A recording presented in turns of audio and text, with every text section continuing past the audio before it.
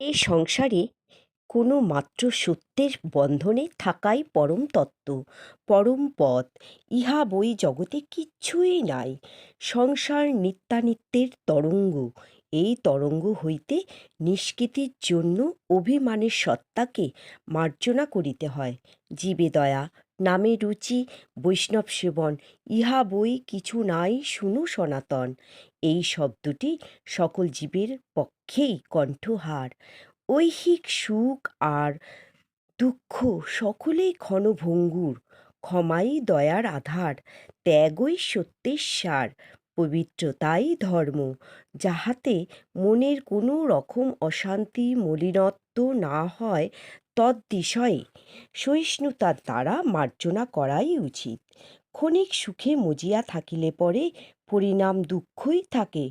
পরিত্রাণের জন্য অবশিষ্ট সুখরূপ সত্যের লেশও থাকে না।